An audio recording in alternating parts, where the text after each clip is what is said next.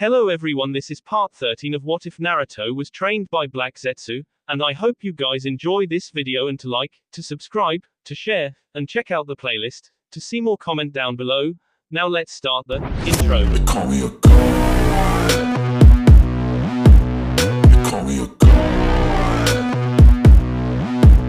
They call me a god. Join my membership, the perks are great. It's in the description. Naruto tried to remain perfectly still as Jiraiya's fingers traced the whorls and squiggles inked on his stomach, analyzing them with an expert's eye.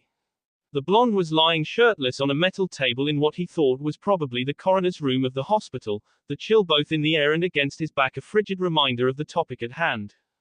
The 8 trigrams seal holding the QB at bay. He'd suspected the fox of having a hand in his survival in Yugakure, and when he'd brought his suspicions to the Toad Sannin's attention, the white-haired man had agreed.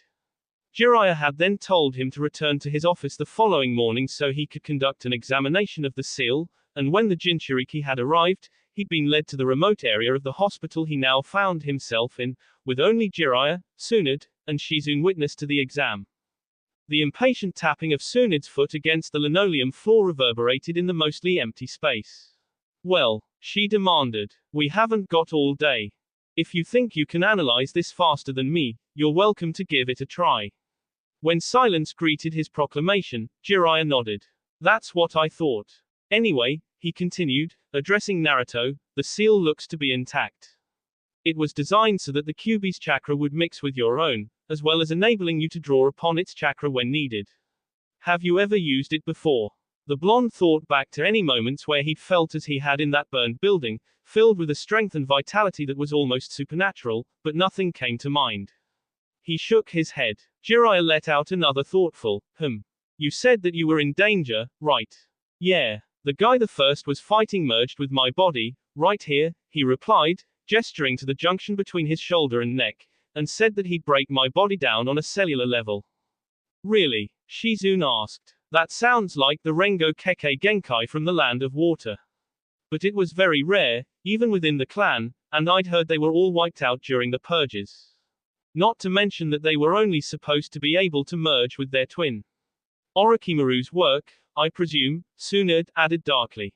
Naruto didn't bother pointing out that he'd already fought a second, supposedly extinct bloodline user of the Land of Water years ago, or that he himself was a member of a supposedly extinct clan. The ninja world seemed to thrive on lies. Regardless, Jiraiya said, I'd guess that your situation was dire enough that you subconsciously pulled on the QB's chakra, which overpowered the Maisaifuan I'd placed on you and gave you back access to your chakra. It doesn't explain why the Otonin left your body though, he mused, glancing at Tsunade. The older blonde scowled, arms crossed over her ample bosom. The hell should I know? No one really knows anything about a Jinchuriki's physiology. Every hidden village except Konoha has always been more interested in using them for war than studying them. Aba-san passed away during the Second Shinobi World War before I could devote time to her, and it's not like I was around much for Kushina. Besides, Uzumaki genes complicate everything. Jiraiya held up his hands in surrender. Fine, don't get your pan, he coughed as a vein in Tsunade's forehead throbbed. Just relax. His expression became pensive, and in the silence that followed, Naruto sat up and threw his shirt back on.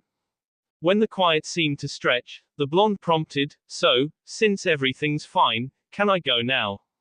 Not yet, Jiraiya responded, before finally seeming to come to a decision and heaving a huge sigh.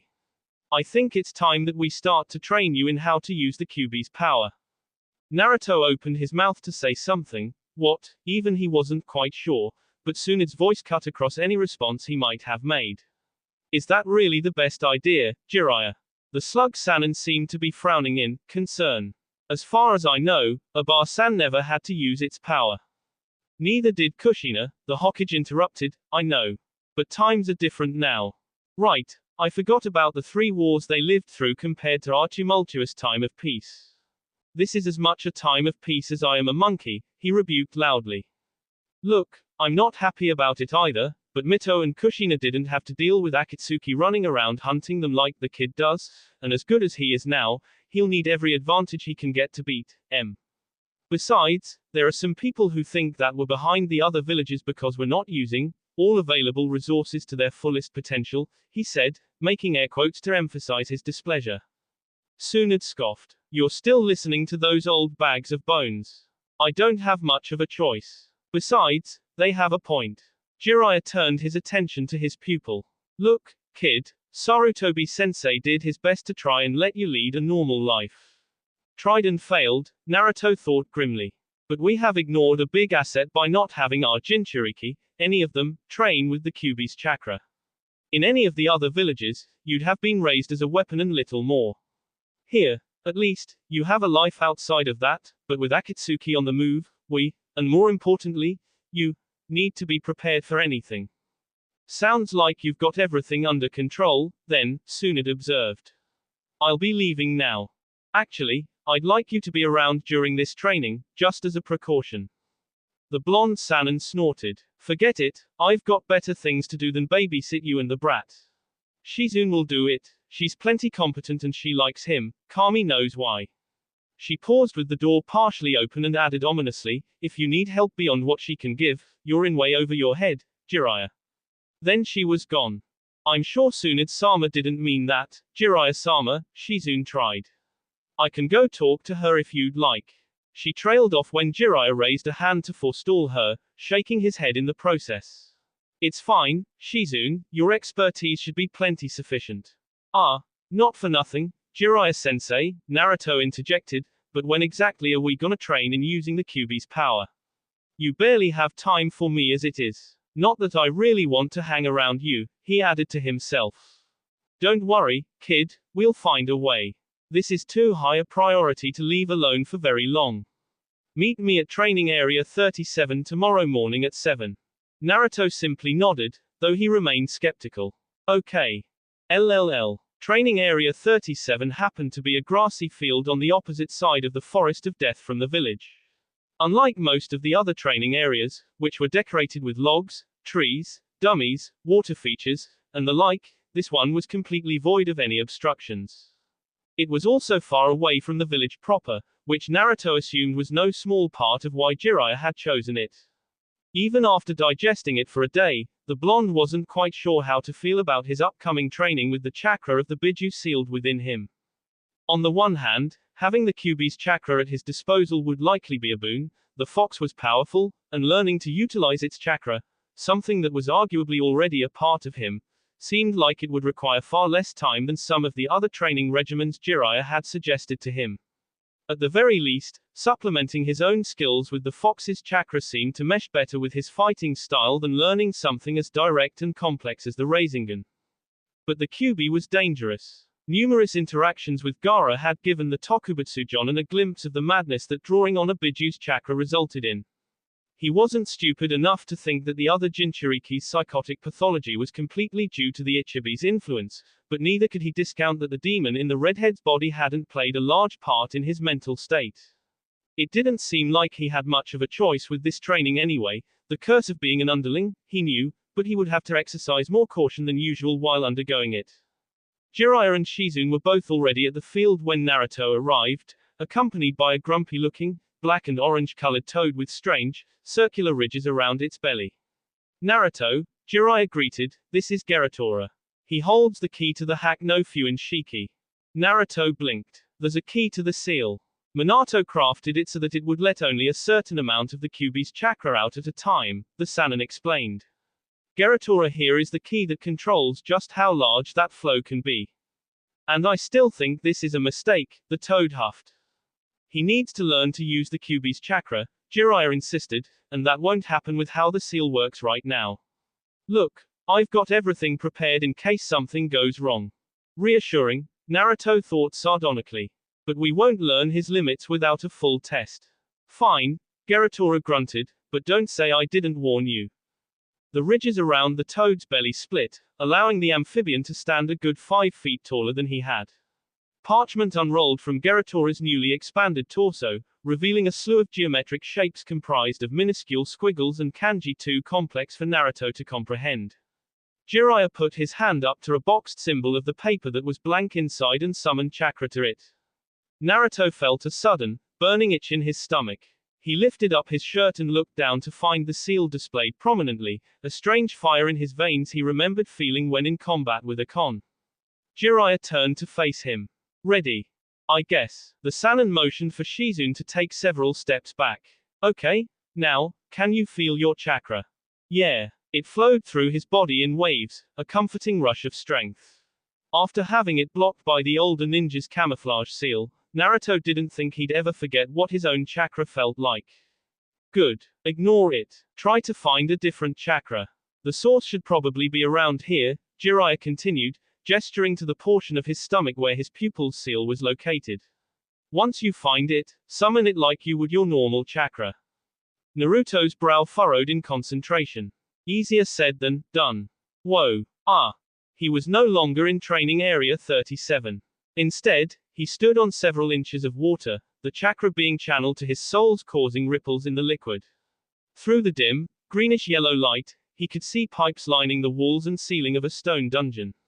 Before him stood a giant cage, bars as high as buildings and as thick as he was tall comprising it. A giant eye, pupil slit like an animal's, opened from behind the prison. So, it seems you finally deigned to see me. Kyuubi, Naruto greeted. Child. The blonde frowned. I have a name, you know. As do I. Naruto started slightly, not expecting such an admission. You do. Of course. Did you think we Biju came up with such simple monikers as Kyuubi? No. Those are human-made colloquialisms. Both eyes were open and watching him now, narrowed in distaste. None of you humans are worthy to hear it, though. Fine. Kyuubi it is, then, he told the fox. I'm here too. I know why you're here, interrupted the Biju. You desire my chakra, my power. It is what you humans have sought since the waning days of the Rikido Sennin. This time, it was Naruto's blue eyes that were narrowed and calculating. How'd you know that? As I said, it is what you humans desire, and your mind is not as private as you might think. You can read my mind. The fox laughed, cruelly, Naruto thought. Nothing so fantastic. The relationship between Biju and Jinchuriki is so poorly understood. We are connected here, in your mindscape. Your thoughts, your actions, I am privy to them all. Does it work both ways? No. What else can you do? From within this prison, nothing. Are you lying? No. Naruto paused, then continued slowly, as if working out a puzzle for himself. On my last mission, you spoke to me. Gave me chakra. Clearly you're lying about not being able to do anything else. The seal prevents me from doing more than I have said, under normal circumstances. The blonde arched a brow. So those were abnormal circumstances. It's not like I asked for your help. And yet you would have died without me, the Kyuubi said. But I am referring to changes in your emotional state. I am a living mass of malevolence and spite, feeding on the negativity of you humans, and especially my hosts. Hatred, anger, he smiled wickedly, showing all his pointed, white teeth. Fear. When you experience great fear, it is enough to subconsciously draw upon my power. Naruto didn't like the sound of that. Let's say I believe you. You gave me chakra, then what happened? The Kyuubi chuckled, a low, throaty sound not unlike Black Zetsu's laugh. Those poisons that you take such pride in, Curare, Nightshade, they pale in comparison before the toxicity of my chakra. The cells in your body are used to my chakra, that other fool's wasn't. The fox's smile was wide with unbridled, sadistic glee. He corroded from the inside out. That sounded horrible, and yet very useful. Can I weaponize your chakra? Perhaps. Nothing comes for free, Zetsu's voice seemed to say in his head. Naruto sighed. What do you want? The Kyuubi got up and stepped closer to the bars, bringing the rest of his vulpine form into the light. Reddish-orange fur covered his lanky body, from his long ears all the way down to his namesake 9 tails. He resettled himself in front of the cage and laid his head down over his claws. As I said, I am privy to everything you think, and you're an intriguing container, at least, you have been ever since that vegetable entered your life. Vegetable. The blonde thought. He must mean Zetsu. It was actually kind of a funny way to refer to his tutor. I hear the debates in your head. Constantly, the fox drawled. This or that, what do I do? It's almost nauseating, watching your indecisiveness and ambivalence. Then again, Compared to your former desire to become Hokage, your new self is preferable. But your pseudo-schizophrenia makes you interesting. You are now more capable of rational thought, of seeing the darker side of humanity. Your predecessors were blinded by their patriotism, as you once were. Did you reach out to them like this, too? No. Your seal is functionally different from theirs. They would have been uninterested in working with me. But you think I'm different, Naruto guessed. The QB nodded. The darkness that was once within you, the amalgam of your loneliness, misery, and hatred, has disappeared. Unlike others, you have embraced what you once masked. Your concept of good and evil is more open to interpretation. You attacked Konoha, even I don't really see much room for interpretation there. I was coerced. Naruto remained silent in the wake of that admission, unsure how to react. He'd been taught the story of the QB's attack so long ago that it was hard to imagine a different version of it existed. But it was said that history was written by the victors, and with all the death and destruction that had occurred that night, and the Fox's own mythos as a natural disaster, what reason would there have been to foist blame elsewhere? Admittedly curious, he asked, so what happened? Uchiha Madara, the Fox growled, released me from your mother and then used his Sharingan to control me. So what happened wasn't really your fault. Do not mistake the truth for guilt. For all Konoha did to me, I would gladly raise it to the ground of my own volition. Then what's the point of telling me this? You're back to square one. As much as it pains me to admit, you and I have some similarities. Neither one of us enjoys being used by people who find themselves capable of pulling our strings. And quite coincidentally, we both want the same thing, his mouth once more stretched into a grin too wide for the blonde's comfort. Freedom. Yira, Naruto drawled, that's not gonna happen. The QB chuckled. It is inevitable. The seal is not meant to last forever. You can ask your Hokage if you don't believe me. Granted, with your current emotional state and abilities, it may take decades, but it will still happen eventually. Naruto frowned. Current emotional state. You are too controlled for me to influence, the Biju admitted. If the vegetable hadn't gotten a hold of you, I might have found a foothold amidst your buried negative emotions, but as it is, it seems only times of extreme desperation can call upon my power. He scowled. I admit, the loss of your darkness was disappointing, but I have not lived for hundreds of years without the ability to adapt. Hence, I propose an arrangement. Like, the blonde prompted. I will tell you how to control my power. Blue eyes narrowed suspiciously. 4. Leave the seal as open as it is now. I believe it is a small concession to ask for, all things considered. Besides, can you afford to refuse? What do you mean? The chakra of the Biju is often enough to make one go mad and lose control. Just look at your associate from Suna. And yet, you cannot afford to not use my power, for the threat of Akatsuki looms overhead.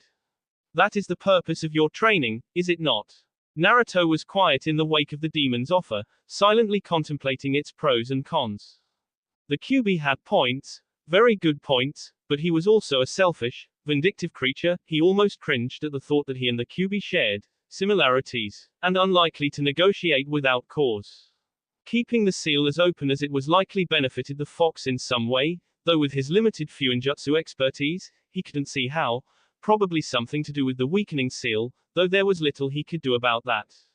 Unfortunately, the Fox was also right in stating that the blonde didn't really have much of a choice. Gaara's cold, ruthless eyes and horrifying backstory were striking reminders of the type of influence a Biju could have on its Jinchuriki, and while Naruto certainly didn't want to go down that road, he would need the advantage the QB would afford him in the seemingly inevitable fight against Akatsuki. Just like every other situation he'd come across, he had a choice to make, but not really. Damn it. Tell me how. The QB grinned at him. LLL. 2. Naruto.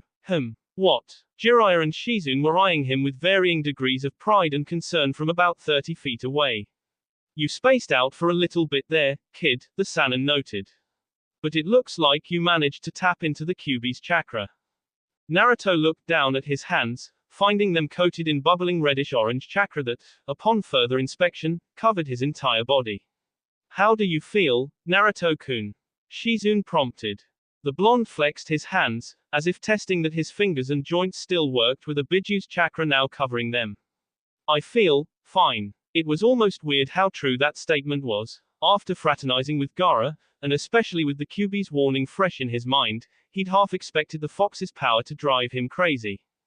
Jiraiya crossed his arms over his broad chest. It looks like you're drawing upon only one tail of the Kyuubi's chakra so far. Naruto managed an over-the-shoulder glance and spied a long tail of chakra that curled up over his head. And you're sure you feel okay? At the blonde's nod, he let out a thoughtful, Can you try going further? Carefully, he cautioned. We don't know how much you can handle at one time or what'll happen as you draw on more of its chakra. His Naruto almost wanted to correct, but decided against it, even if he now knew the Kyuubi had a name and sounded male, no one else did, and nor would they care. Gotcha. Well, let's see how far I can go. Concentrating on the volatile chakra that coursed through his body, but with a source centered at his navel, Naruto pulled. The Kyuubi's chakra came easily to his beckon, strength and energy flooding his chakra pathways and filling his veins with fire. Stay calm, he urged himself. Focus. Relax. The rush of animalistic aggression that had accompanied the influx of chakra, the same feeling that had inspired his actions against the Otonin in Yugakure, faded, reduced to a smoldering tickle. It worked. He was a little surprised that the Nine Tails' advice had been accurate, which made him all the more suspicious as to the fox's motivations, even if he couldn't do anything about it. Apparently, the more of a Bijuu's chakra a Jinchuriki drew on, the more like the demon the container became, so long as the Bijuu's will was greater than the Jinchuriki's. The Kyuubi, full of rage and hatred, inspired aggression and destruction, which in turn would cause his host to summon more of his chakra, thus perpetuating the cycle until some outside force stopped the Jinchuriki, if said force even existed. But the truth was that in order to gain that original foothold, there had to be some motivating factor, some negative emotion the Kyuubi could latch onto in order to coerce his host to draw upon his power. For the most part, Naruto lacked those emotions. His apathy, the Kyuubi had explained, was the key to retaining his faculties even while in the throes of the fox's chakra. Only the blonde's fear of death really gave the demon something to take advantage of, and the moments where the Tokubutsu Jonin experienced such intense feelings were limited. Stop. Naruto immediately heeded the command, breaking his concentration and reopening his eyes. 5 tails of reddish-orange chakra wagged erratically behind him, seemingly itching for a fight. That's more than I'd expected for a first time, Jiraiya admitted. Now how do you feel? Fine. His voice was more guttural than usual, probably a side effect of drawing upon so much of the fox's power, but mentally and physically, he felt good. Better than good, actually, stronger, more energetic, capable of tearing into enemies with a combat prowess he'd never felt comfortable engaging in before. All right, the Hokage acknowledged. Let's see what your control is like, then. He settled into a defensive stance. Shizune, back away, that's good. Now, Naruto, come at me. Jiraiya-sama, Shizune probed hesitantly, is that really the best idea? We need to know what he's capable of and how much control he has while under the influence of the Kyuubi's chakra, came the determined response. He made a, gesture with his hand. Naruto grinned and obliged, charging at him in a blinding burst of speed. He caught a brief glimpse of Jiraiya's surprised reaction to his assault before throwing a punch at the older shinobi's chest. The Hokage barely managed to block in time, but the blow still sent him skidding backwards a fair distance. Damn, wheezed the Sannin, nice hit. Reminds me of fighting a young Tsunade.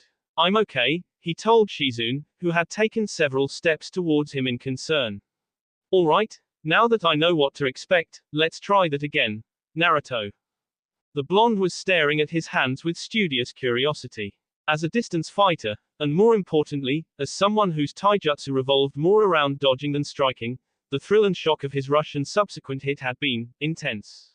He hadn't known he could possess that much strength, or the capacity to move so fast. The Kyuubi's chakra was almost intoxicating in that regard, exponentially increasing his skills. He wondered what his ninjutsu would look like while under the fox's influence before his teacher's prompt brought back some semblance of awareness. Sorry, what? Oh, yeah, sure.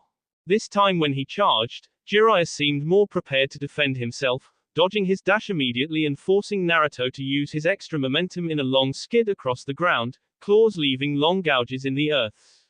They danced like that for several minutes, Sannin avoiding his pupil's strikes as Naruto adjusted to the power the fox's chakra granted him. Even knowing that they were merely practicing, the blonde was beginning to get frustrated with his inability to hit the older man. His chakra seemed to flare in response to his mood, and when Jiraiya dodged the next strike, 3 of his tails swept forward in a parody of sentience and slammed into the man's right side. When only the sound of splintering would echoed out, a sign of Jiraiya's kawarimi, Naruto felt his aggravation grow. Naruto. The blonde turned around to face the Sannin, who stood with a piece of paper clenched in one hand, a serious expression on his face. You're losing control, the older shinobi continued.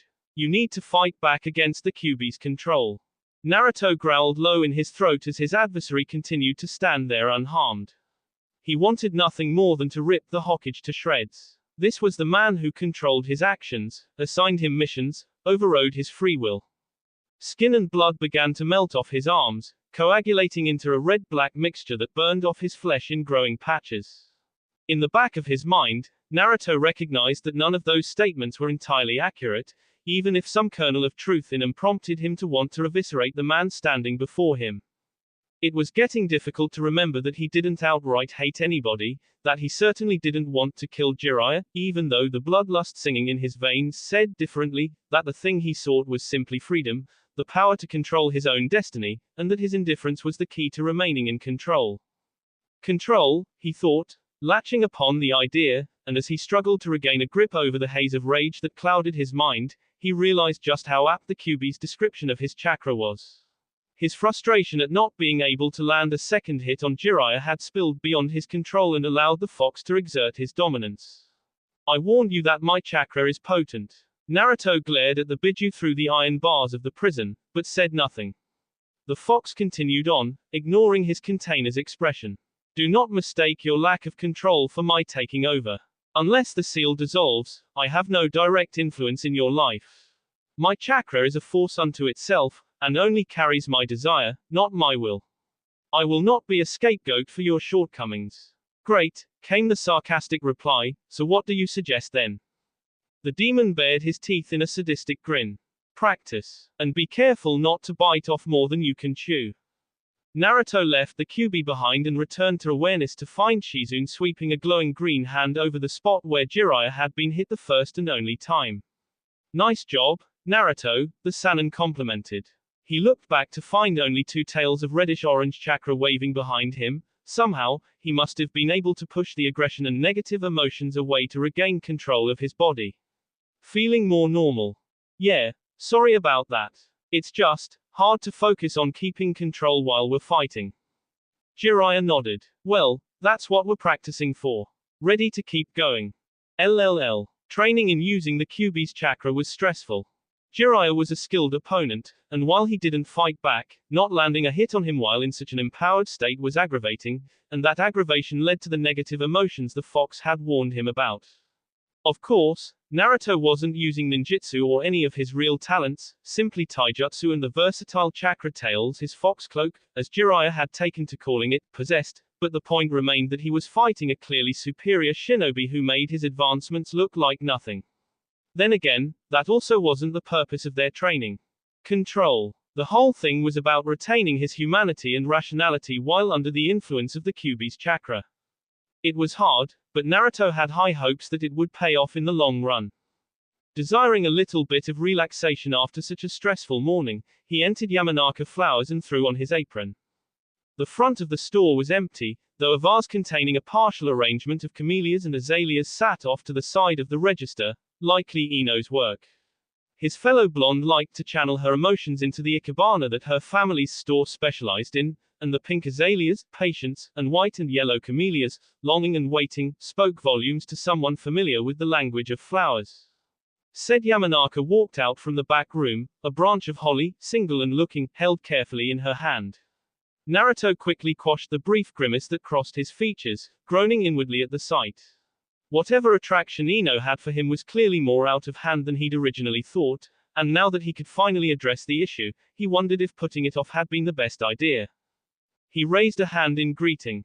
Hey. Ino jumped slightly at his appearance, apparently too focused on her arrangement to have noticed him, though she recovered quickly. Oh, you're back.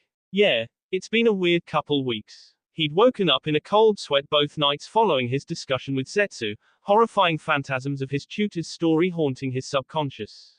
The mission with Tenten seemed a long time ago. Can we talk? Ino shrugged carelessly, a strange gesture considering she likely knew the topic of conversation he wanted to speak about. Sure. He paused before replying. Maybe he didn't understand people, but he knew Ino, and that was an unexpected response. Are you? He probed. The platinum blonde sighed before fixing him with a glare that was half annoyed, half resigned, hands on her hips and holly branch in the vase. Look Naruto, I get it.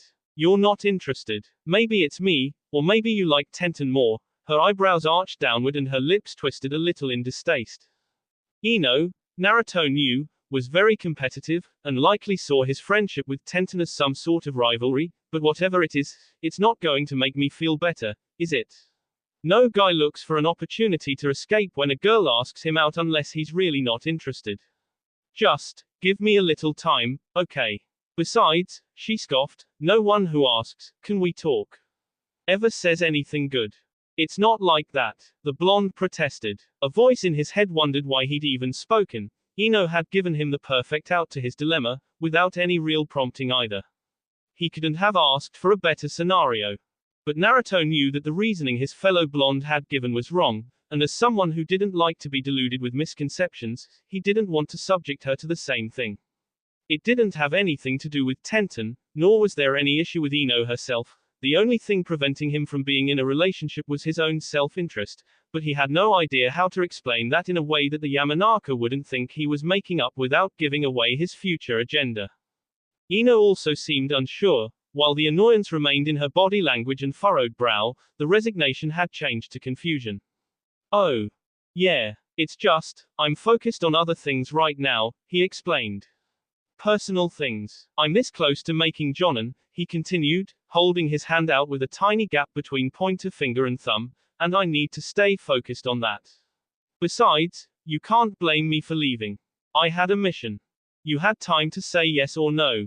I was surprised. You've always been interested in Sasuke, I didn't expect you to, have feelings for me. Ino sighed, and whether it was from exasperation or something else, Naruto couldn't really tell. What are you actually saying, Naruto? The special Jonin tried to gather his thoughts and reorganize them into some semblance of logic. Now's just, not a good time for me to think of this kind of thing. An idea came to him then, one that would hopefully smooth everything over and caution Ino against making a move on him in the future, though it was a bit of a gamble. You know the story of the Kyuubi, right? His friend frowned in confusion, likely at the abrupt change in topic. Yeah, but what? It's wrong, he interjected. Then, before she could ask what he meant, he continued on, tone serious, the Kyuubi was sealed inside me. I'm a Jinchuriki. Jiraiya-sensei and Shizune-san are training me to use the fox's power, because there's a group of really strong people hunting down people like me. So I need to get stronger, fast, because otherwise, he let the thought trail off, actually unsure what Akatsuki would do to him if he was caught, but willing to bet it wasn't anything good. That's why I can't be distracted right now.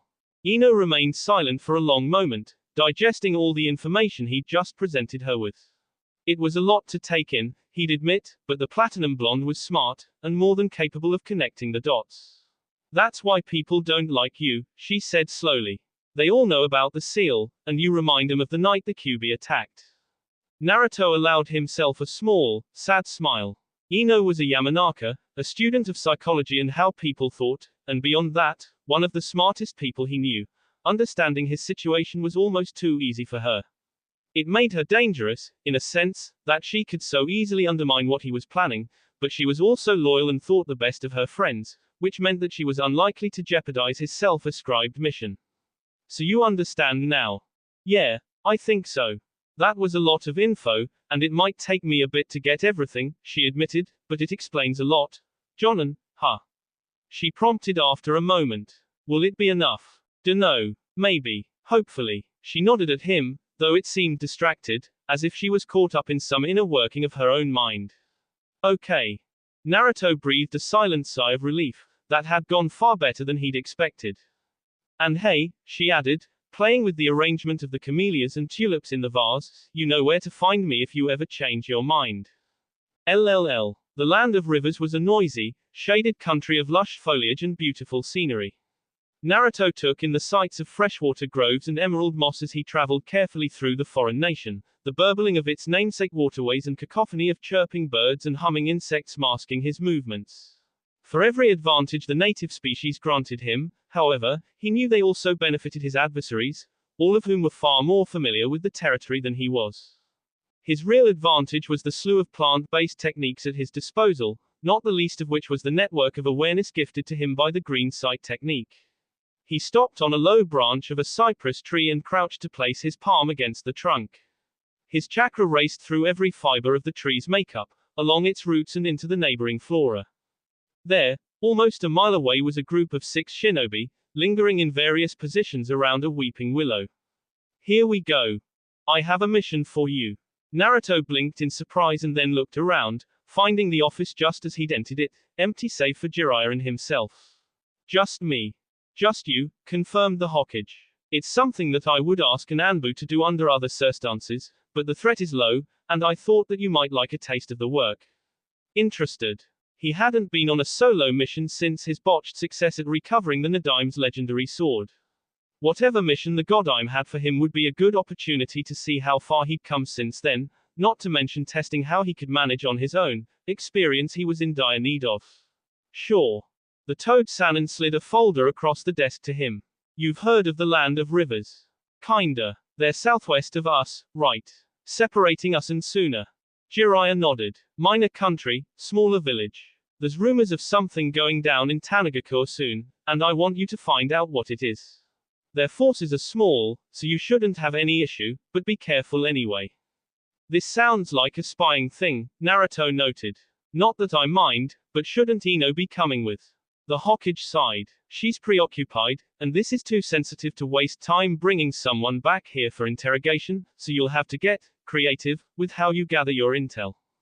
Naruto wasn't stupid. Without Ino to read their minds, he would have to find a way to coerce the information he wanted from the village hidden in Valley's natives. Jiraiya could downplay it as much as he liked, but it really boiled down to one thing: torture.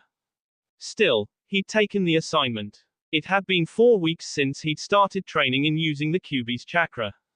He hadn't been on a mission since, and while he was always grateful for the rest and opportunity to hone some of his skills, not to mention the relative safety of the village, he was also getting antsy. Tenten hadn't been around since they'd returned from the hidden hot water village, and Ino had been disappearing with increasing frequency ever since their conversation in Yamanaka Flowers. He almost thought that she was avoiding him if it wasn't for the fact that neither Shikamaru nor Choji had seen much of her either. It was probably better that way, he supposed. Even though Ino had accepted his explanation, Naruto knew that, in her shoes, he would have wanted time away to digest everything fully, especially since he was the cause of her unrest. Plus, it allowed him time to focus on things that actually required his attention, and not on her hurt feelings. Like his mission. He dropped to the ground and sank through it like it was water. Between the attack prevention technique and the Doton, Doku Agyo no Jutsu, the earth release, underground projection fish technique, his mobility was practically unparalleled, and he covered the distance to his target in under a minute. Spreading his chakra through the Willow system, he could feel the presences of the Hidden Valley shinobi. Naruto wasn't sure when he'd started noticing that the Midori Shioku could actually give him a relative sense of how strong an opponent was, just that as he practiced with it, he'd begun picking up bits and pieces of data that he hadn't gotten before. It was a little weird, because while he'd never displayed any sensor type indicators previously, sensor shinobi typically ran in clans, and were predisposed to a certain chakra type that allowed them to ascertain information about others. The green sight technique he'd invented for himself had definitely turned him into a pseudo-sensor. It made him wonder if the system of vegetation which served as the basis for the green sight technique was comprised of its own chakra system that aided and empowered his own. Though he couldn't tell if a chakra signature correlated to specific rank, which made sense, given his own conclusions during his first Chunin exam. 2 of the 6 shinobi had notably different feels to their chakra. They were likely higher-tier shinobi than their companions, and were the ones he would have to target and interrogate. Summoning more chakra through the tree, the blonde commanded the willow's whippy branches to snare the 2 valley shinobi, binding their limbs to their bodies so they wouldn't be able to weave seals and escape. There were several shouts of surprise as the tree followed his directive, and before his adversaries could do anything, he emerged from the trunk, cheeks puffed with air.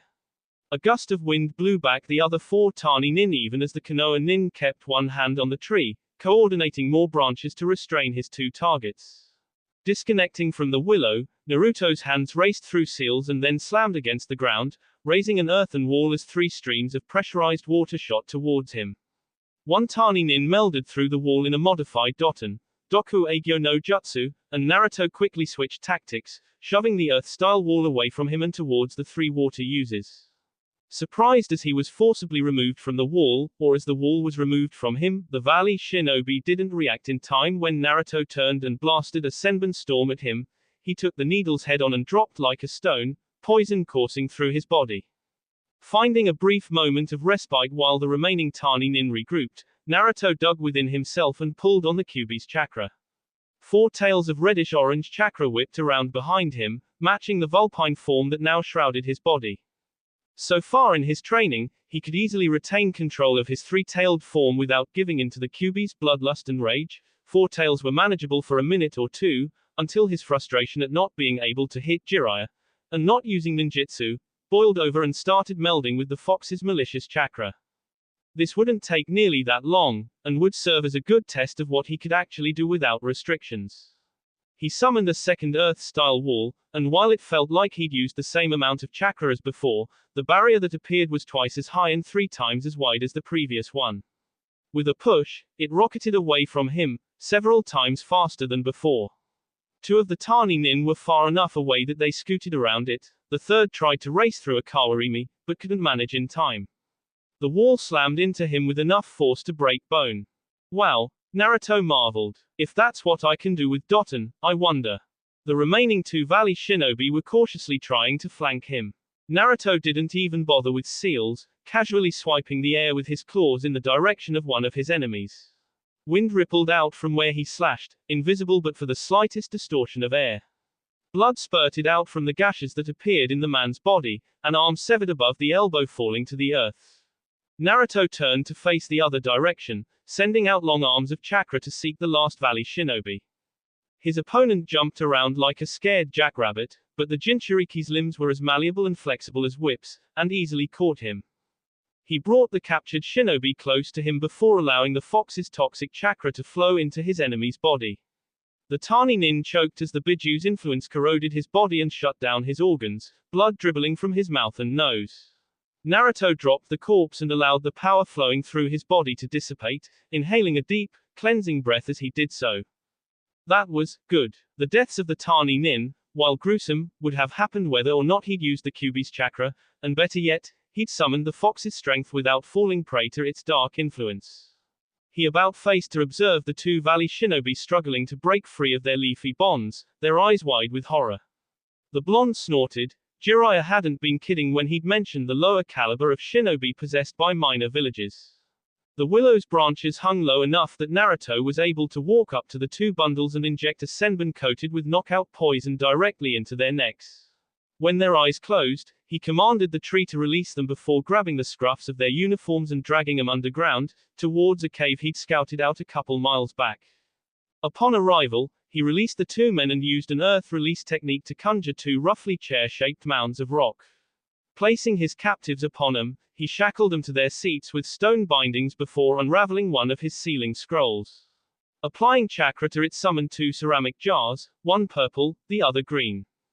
After uncorking both jars, he pulled out 2 senbon, dipping the first in the purple jar and then injecting it into the first tani nin's navel before repeating the process for the other shinobi. He did the same for the green jar, this time sticking them in the neck, and within seconds, both Valley Shinobi were awake, if groggy. "Let's talk," he announced, and suddenly both captives' eyes were on him. "You've seen what I can do, you can't escape, and even if you could, I've sealed away your chakra." The liquid in the purple jar was actually experimental, made from an herb that was used long ago as a preventative measure to inhibit the spread of chakra-borne diseases, but they didn't need to know that. "I hear Tanagakuya is trying to move up in the world." Silence greeted his statement. Both Valley Shinobi looked like they were terrified of him, but resolute in the determination to give him nothing. Naruto sighed. We can do this the easy way or the hard way, he offered.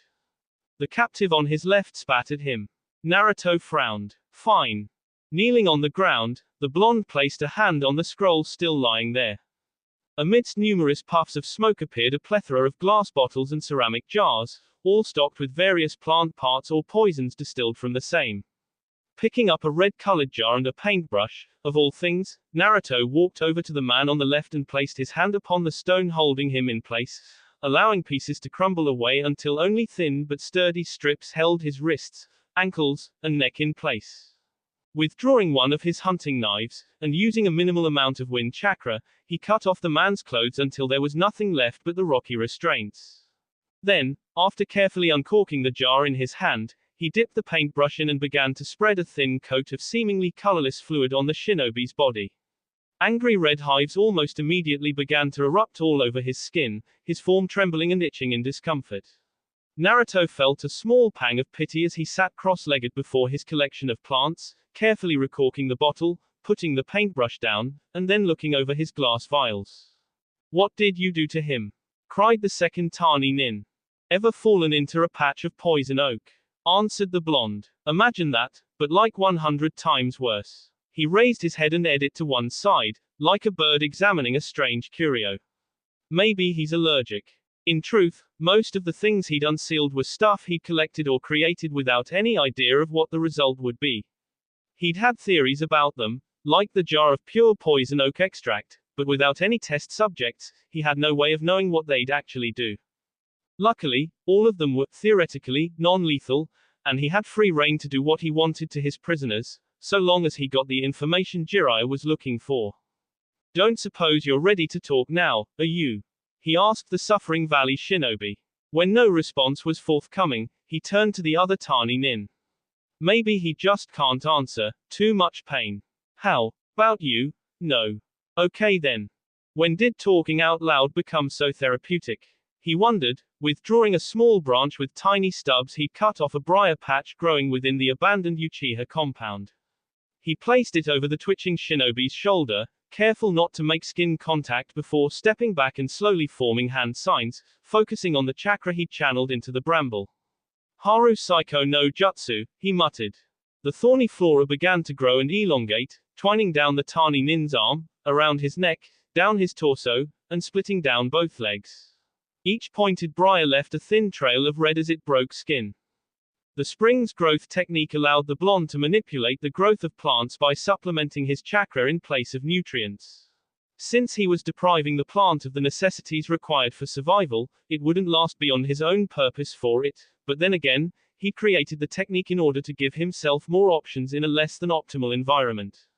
Concentrating harder, he focused entirely on the thorns of the briar, forcing them through cycles of growth in mere seconds. There was a long, piercing shriek as they grew, those skin, muscle, and fat, tearing through the valley shinobi's body like it was paper. Blood sprayed into the air and dripped down his body in great rivulets. Naruto winced at the spike that had gone straight through his captive's groin, an action which went unnoticed by the other tani nin, who was staring in open-mouthed horror at his companion. He turned over a second jar and dumped a handful of small, spiky burrs into his palm.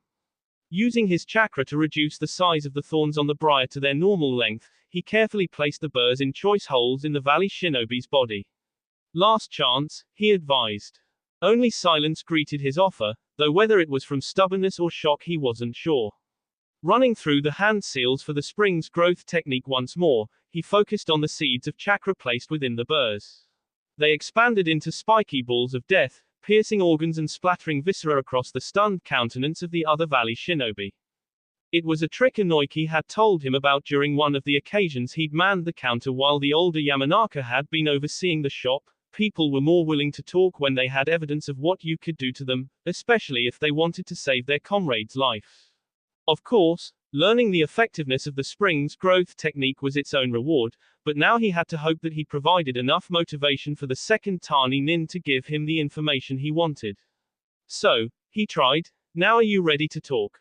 Do your worst. Naruto sighed. Don't say I didn't warn you, he advised. That was the easy way. The valley shinobi's screams echoed inside the cave shortly thereafter. LLL. The daimyo of the Land of Rivers is coming to Tanagakure to discuss an official alliance with Akatsuki. Jiraiya didn't look nearly as startled by that news as Naruto had hoped he'd be, or as he himself had upon learning it. Do you know why? My source said that Akatsuki has been financially supporting the Land of Rivers for years, the blonde replied, in exchange for ignoring their activities. He frowned. If that's true, why would they just now want an alliance? The Hokage stood up and walked around his chair to stare out the window behind his desk. No one really knows what Akatsuki is up to, he said. It's mostly been considered a very powerful mercenary organization for hire to the highest bidder, but it also seems to accept generic missions at a pay below that charged by the hidden villages in order to undercut them. You and I know that Akatsuki is hunting the Biju for some unknown reason, though we can safely assume it's not a good one. But the Biju are allotted primarily to the 5 great shinobi nations, and the minor villages all harbor some resentment towards us because of our status. It wouldn't surprise me if Akatsuki was trying to garner favor with the minor villages like Tanagakure by promising them something if they announce an official alliance. Sadly, Naruto could see why the Land of Rivers would be interested in such a deal. Most minor villages were looked down upon by the 5 major ones because of their histories and lack of high-caliber shinobi. It reminded the blonde far too much of his time in the academy, of being underestimated and then striving to prove everyone else wrong. If Akatsuki was enticing them with promises of usurping the power of one of the 5 great shinobi nations, and whether it was true or not was irrelevant, he could understand why they'd consider it. He'd practically done the same thing by accepting Zetsu as a mentor. Jiraiya turned around to face the special Jonin. Did you learn anything about the meeting? Yeah. They're having a big party at some fancy place near the capital, top chefs, entertainment, the works. A bunch of Tani nin are accompanying the leaders of Tanagakure in 3 days. 3 days, the Sannin mused. Geez, not much time to work with. Right, well, I'll, just leave it to you. Hold up there, kid. Jiraiya sat back down and laced his fingers together. How do you feel after that? Naruto remained quiet for a long moment before admitting, I've been better. That type of work, I don't think it's for me. Sure, he'd completed his objective successfully, but the execution had been, stomach-churning. As much as the blonde appreciated the opportunity to experiment on people whose lives didn't matter to him, or the village he served, he wasn't interested in causing pain. His skills were meant for assassination, for killing before the enemy knew what had happened to him, not for long-lasting torture. And while some of his poisons and skills did inflict pain, they were mostly used as distractions for the final blow, so it was short-lived. He fought to save his life, in self-defense, not as a student of sadism. Death was a natural part of that, but it was typically quick and, mostly, painless. Maybe the fact that he wasn't that comfortable with torture meant that he wasn't as monstrous or inhuman as he often saw himself. Jiraiya nodded. It takes a strong person to do torture work. Not that you're not strong, he placated when his pupil frowned, but a different kind of strength. That's why Ibiki is very particular about who joins T&I. I'll try to keep you off those types of missions in the future, but for what it's worth, you did a good job. He mused for a moment longer before continuing, we can't risk Akatsuki getting even more of a foothold in the Land of Rivers than they already have. How about a mission more up your alley? Naruto allowed only a beat to pass before prompting, what do you have in mind? LLL. That will be all for this video, be sure to like, subscribe, share, and comment down below for more videos, goodbye.